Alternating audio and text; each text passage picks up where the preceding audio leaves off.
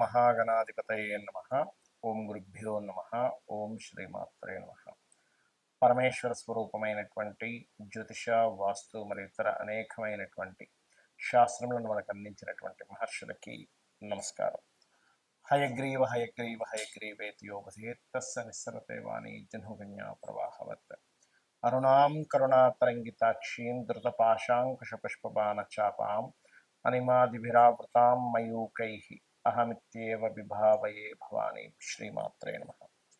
ప్రేక్షకులకి ఆ లలితాంబిక అమ్మవారి యొక్క అనుగ్రహం పరిపూర్ణంగా కలగాలని మనస్ఫూర్తిగా కోరుకుంటూ, మనం ఈరోజు చాలామంది ఈ కొత్త సంవత్సరం వస్తుంది, మాకు ఆదాయ వ్యయాలు ఇలా ఉంది, లేకపోతే మాకు ఏలినాటి శని జరుగుతుంది, అర్ధాష్టమ శని నడుస్తుంది, అష్టమ శని రాబోతుందని భయపడుతున్నారు. అయితే మీకు ఆంగ్ల సంవత్సరం మారినా లేనట్లయితే ఉగాదికి మన ఇప్పుడు రాబోయేటువంటి శ్రీ విశ్వవసునామ సంవత్సరం వస్తున్న, గతంలో వచ్చినటువంటి క్రోధినామ సంవత్సరం వచ్చిన, మొట్టమొదటిగా మీరు అర్థం చేసుకోవాల్సింది ఏంటంటే, గ్రహాలు మారినప్పుడు దాని యొక్క ప్రభావం కొంత ఉంటుంది, ఉండదని కాదు.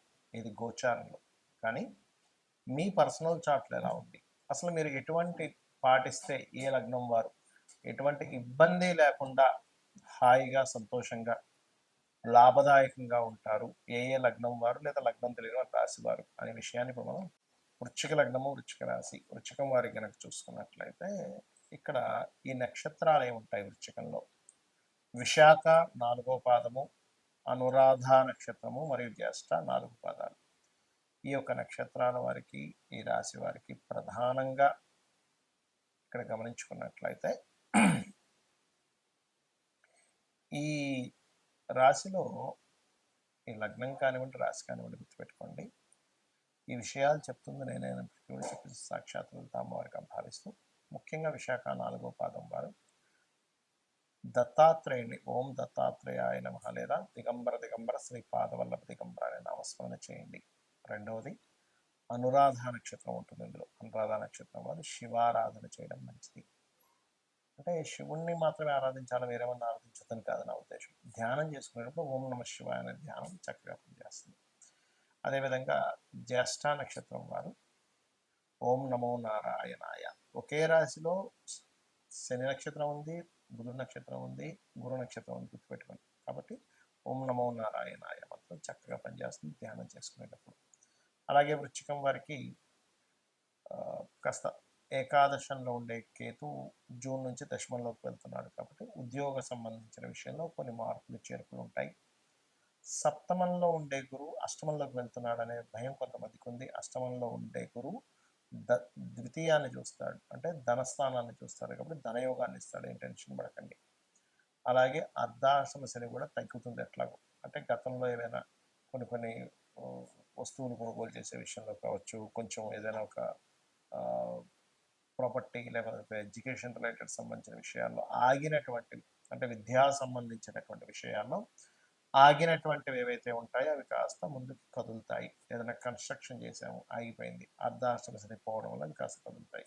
కాకపోతే ఈ శని రాహువులు ఇద్దరూ కూడా మీకు పంచమ స్థానంలో ఉన్నందుకు ఈ మొదటి 2 నెలలు కొంచెం ఈ సంతానం విషయంలోని, కొంచెం షేర్ మార్కెటింగ్ రిలేటెడ్ సంబంధించినటువంటి అంశాల్లోని కొంచెం జాగ్రత్తగా నిర్ణయాలు తీసుకోవాలి. ఇక మీరు నిత్యము చేయవలసినటువంటిది దక్షిణామూర్తి ఆరాధన చక్కగా ఫలితాలు ఇస్తుంది. ఏ లగ్నం వాళ్ళైనా, ఏ రాశి వారైనా సరే ఈ కొత్త సంవత్సరంలో బాగా కలిసి రావాలంటే కొన్ని సూత్రాలు పాటించండి. మీకు ప్రతిసారి ఎదురు చూస్తూ ఉంటారు, ఈ సంవత్సరం నుంచి బాగుంటుందేమో, ఇంకో సంవత్సరం నుంచి బాగుంటుంది, అవి ఇప్పటికైనా నా కష్టాలు పోతాయేమో ఎదురు చూడటం కాదు, కొన్ని పాటిస్తే ఖచ్చితంగా క్లియర్ అవుతాయి. ఏమిటవి అంటే, ఒకటి, ఈ గ్రహాల యొక్క ప్రభావం అంతా కూడా మన కర్మని ఆధారం చేసుకుని అవి ప్రభావితం, అంటే అవి ప్రభావం చూపిస్తూ ఉంటాయి. అంటే మన కర్మ, పూర్వజన్మలో ఏ కర్మ చేశామో దాని ఆధారంగా పూర్వజన్మ కర్మ తొలగాలి అంటే మనకు శాస్త్రాలు చెప్తున్నటువంటిది గంధముతో భగవంతుని పూజించాలి. గంధం వల్ల పుణ్యం పెరుగుతుంది అంటారు. ఏమిటంటే గంధం వల్ల పుణ్యం పెరగడం ఏమిటి అంటే, ఇందులో బయటకు బాహ్యంగా కనబడేటువంటిది మనకి గంధము అరగవావి చక్కగా మనం లం పృథ్వీ తత్వాత్మనే గంధం పరికల్పయామి అనేటివి మనం పూజ చేస్తూ ఉంటాం పంచోపచార పూజల్లో. కానీ ఇక్కడ దీని అర్థం ఏమిటంటే గంధము దీనికి గురువు అధిపతి, గురువు జ్ఞానానికి అధిపతి, గుర్తుపెట్టుకోండి. అంటే మీకు కనుక జ్ఞానం వచ్చినట్లయితే ఆటోమేటిక్గా పాపం తొలగిపోతుంది. మన శాస్త్రాలు కూడా ఇవే చెప్తున్నాయి, అంతే కదా. అంటే ఏమిటి, జ్ఞానయోగం చాలా గొప్పది అంటూ ఉంటుంది. అంటే నువ్వు జ్ఞానాన్ని సంపాదించుకో. గంధం ఎలా అయితే పూజ చేస్తావో గంధంతో పూజ చేయడం వల్ల జ్ఞానం పెరుగుతుంది. అంటే మనకి విచక్షణ పెరుగుతుంది, మనం ఏం చేస్తున్నాం ఏం చేయట్లేదు. అందుకని ఖచ్చితంగా గంధంతో పూజ చేయాలంటారు. అందుకే గంధము, ధూపము, దీపము, నైవేద్యము, పుష్పము, ఈ పంచోపచారాలు చేస్తుంటాం. అయితే ఇక్కడ నిత్యము ఉదయము సాయంత్రం ఒక దీపం పెట్టి ఒక్క 10 నిమిషాలు కూర్చొని చూడండి. మీ లైఫ్ ఏ సంవత్సరం వచ్చినా ఖచ్చితంగా మంచి మార్పు వైపు వెళ్తూ ఉంటుంది. ఇక రెండో విషయం ఏంటంటే, మీకు దగ్గరలో ఆలయం ఏదైనా ఉన్నట్లయితే అందులో ప్రధానంగా మాకు శని యొక్క ప్రభావం ఎక్కువ ఉందండి, ఏలినాటి శని ఎక్కువగా ఉంది అనుకునేవారు ఒకటే చెప్తాను, ఆంజనేయ స్వామి ఆలయానికి వెళ్ళి చూడండి. లేదండి నాకు దగ్గరలో ఆంజనేయ స్వామి ఆలయం లేదు, చక్కగా స్కందుడి ఆలయం ఉంటుంది, సుబ్రహ్మణ్యేశ్వర స్వామి, లేదా అది కూడా లేదు కొన్ని గణపతి, అది కూడా లేదండి కనీసం రావి చెట్టు ఉందనుకోండి. ఎందుకంటే రావి చెట్టుకి శాస్త్రాల్లో కర్మ విపాకం లాంటి గ్రంథముల్లో చెప్పినటువంటిది ఏమిటి అంటే, చాలా స్పష్టంగా అందులో బ్రహ్మ విష్ణు శివాత్మకమైనటువంటిది అని చెప్పడం జరిగింది. కాబట్టి రావి చెట్టు చుట్టూ చక్కగా ప్రదక్షిణం చేయండి. రావి చెట్టు వేప చెట్టు కలిసి ఉన్నదైనా పర్వాలేదు, లేదా నరసింహస్వామి ఆలయం అయినా పర్లేదు, లేదా అమ్మవారి ఆలయం. ఎందుకంటే ఒకే పరమాత్మ ఇన్ని రూపాల్లో ఉన్నాడు, గుర్తుపెట్టుకోండి. అయితే మరి ఇవే ఎందుకు చెప్పారండి, ఇంకా వేరే కూడా చెప్పొచ్చు కదా, ఇంకా చాలా ఉన్నాయి కదా అంటే, శని యొక్క ప్రభావాన్ని, మీ కర్మ యొక్క ప్రభావాన్ని తగ్గించేటువంటిది వీటికి ఉంటుంది. ఎందుకు అంటే ఈ దేవతా ఆరాధనకి ఉష్ణ సంబంధించినటువంటి, ఫైరీ రిలేటెడ్ సంబంధించినటువంటి ఇప్పుడు ఆ తత్వం ఉంటుంది. ఇప్పుడు శని భగవానుడి యొక్క ప్రభావం ఉంది అనుకోండి ఉదాహరణకి, దాని గురించి టెన్షన్ పడకండి, చెప్తున్నాను నేను ఉదాహరణ.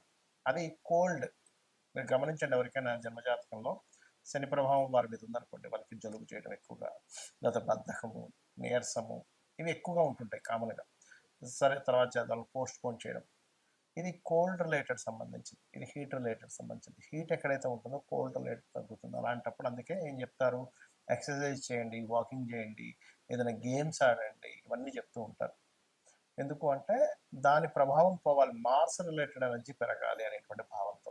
సో ఏదైనా ఆలయానికి వెళ్ళడం, గోశాలకు వెళ్ళి గోవులకి ఏదైనా తినిపించడము, ఏదైనా ఆలయంలో సేవాది కార్యక్రమాలు జరుగుతుంటే అక్కడికి వెళ్ళి మీ సేవ ఏదైనా చేయడం.